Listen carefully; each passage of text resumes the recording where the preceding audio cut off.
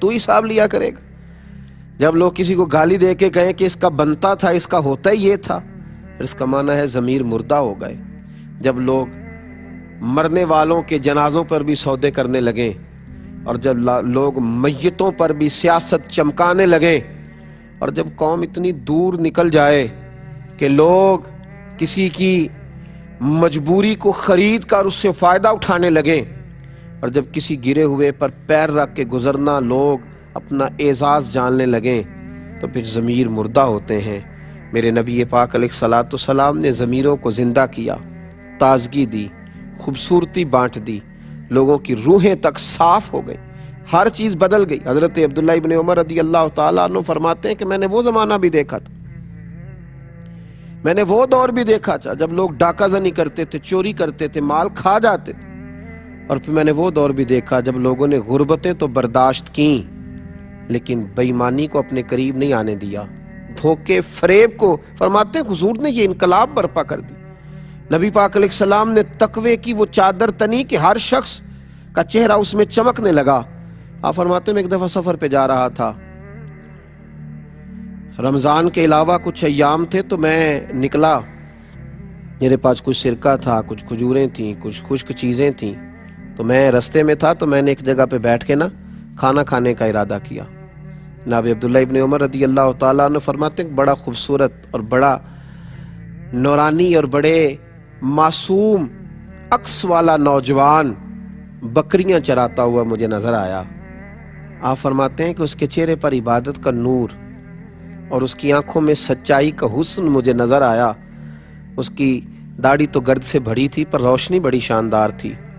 آپ فرماتے ہیں کہ میں نے کھانا کھاتا جب آدمی تو قریب بیٹھنے والے کو دعوت دیتا ہے، میں نے کہا کہ میاں کھانا کھا لو، رمضان بھی نہیں تھا اور وہ بکریاں چرا رہا تھا، میں نے کہا کھانا کھا لو،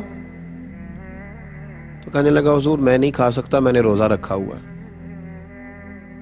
فرماتے میرے دل میں خیال آیا کہ صرف عبادت گزاری ہے یا تقوی کا بھی کوئی معیار اس نے اپنایا۔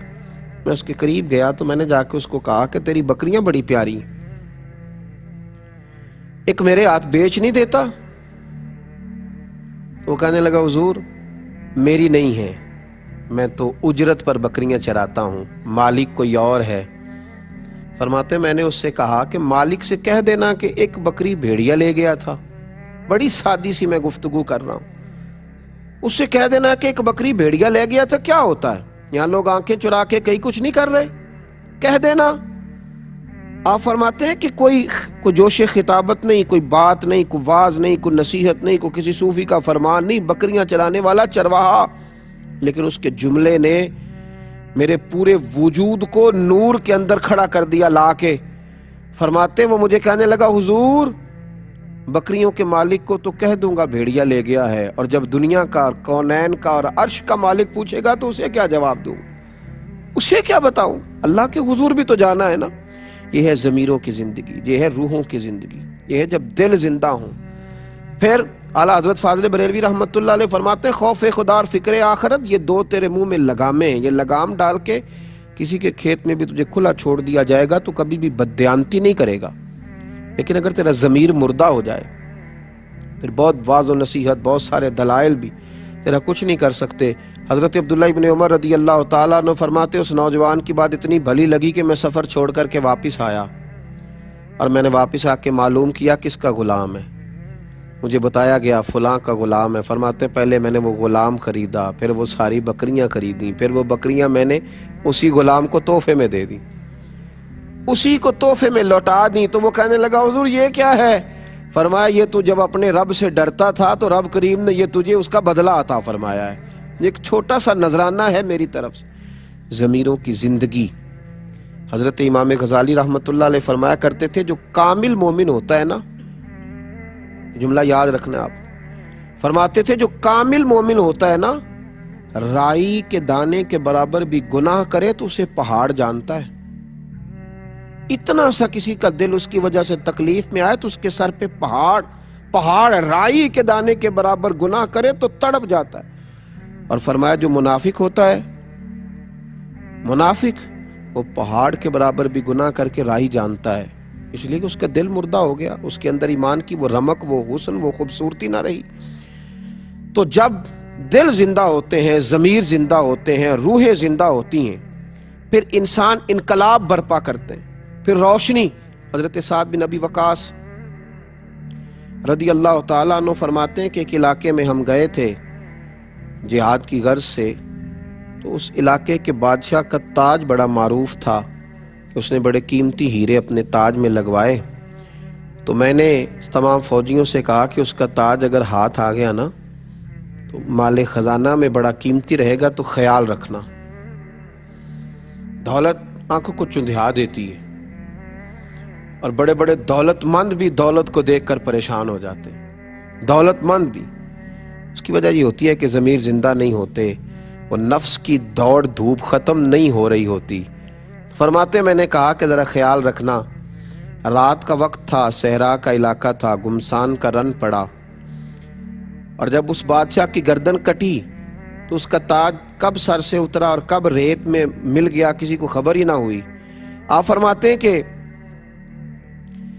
شام کو جب جنگ ختم ہوئی تو میں نے کچھ سپاہیوں کی ڈیوٹی لگائی، انہوں نے تلاش کیا ریت کے ٹیلوں میں، لیکن اس کا وہ تاج نہ ملا۔ میں نے کہا چھوڑو یار، نہیں ملتا تو رہنے دو، سو جاؤ، صبح دیکھی جائے گی۔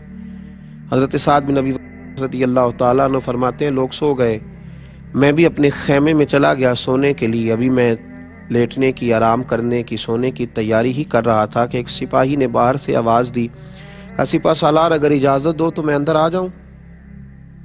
فرماتے میں نے کہا آ جاؤ۔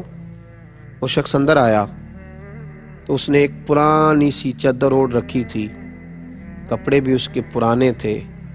سلام لیتے ہی وہ اندر آیا اور اس نے اپنی چادر کی اوٹ میں سے وہ ہیروں والا تاج، اس پر بڑے قیمتی ہیرے لگے تھے، وہ نکالا اور رکھا۔ کہنے لگا میں ابھی شام میں گزر رہا تھا تو میرے گھوڑے کے پیر سے کچھ چیز ٹکرائی ہے، میں نے کھولی ہے تو یہ تاج نکلا ہے، یہ رکھ لیجئے۔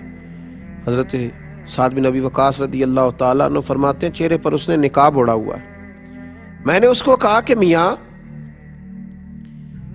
تمہیں مل گیا تھا یہ تاج، تم دینے آئے تو تم تو مجھے کچھ غریب آدمی لگتے ہو۔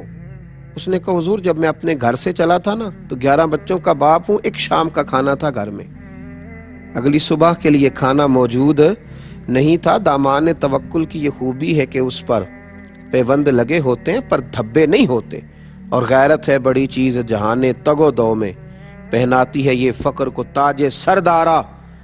جب ضمیر زندہ ہوتے ہیں تو پھر یہ چھوٹے چھوٹے کاموں پر انسان کے منہ سے پانی نہیں ٹپکتا، پھر وہ کردار کا غازی ہوتا ہے، پھر اس کے لب و لہجے میں جو اس کی زبان پر ہوتا ہے اس کی روح پر بھی طاری ہوتا ہے۔ حضرت سعد بن ابی وقاص کہتے ہیں کہ میں نے اسے کہا تجھے تو بڑی ضرورت تھی یار، تو بڑا دیانتدار ہے۔ یہ لفظ میں نے کہے تو اس نے رخ پھیرا، اور جب وہ باہر جانے لگا تو میں نے آواز دی، میں نے کہا میاں سنو۔ اس نے میری طرف رخ نہیں پھیرا، چہرہ باہر کی جانب رکھا۔ میں نے کہا اپنا نام ہی بتاتے جاؤ، اپنے والد اور قبیلے کا نام ہی بتاؤ۔ تو کیا اس نے توجہ نہیں کی، اس نے رخ نہیں پھیرا، اور وہیں کھڑے کھڑے ایسا جملہ کہا کہ میری روح کو تازہ کر گیا۔ کہنے لگا حضور یہ تاج میں نے دیانتداری کے ساتھ آپ کے حوالے کیا ہے، تو یہ میں نے اپنے لیے نہیں کیا، یہ میں نے اپنے لیے نہیں کیا، یہ اشتہار چھپوانے، پوسٹر لگوانے اور لائکس بڑھانے کے لیے نہیں کیا، یہ میں نے اللہ اور اس کے رسول کی رضا کے لیے کیا ہے۔ اور جس رب رسول کے لیے میں نے یہ کام کیا ہے نا، وہ میرا نام بھی جانتے ہیں اور میرا قبیلہ بھی جانتے ہیں۔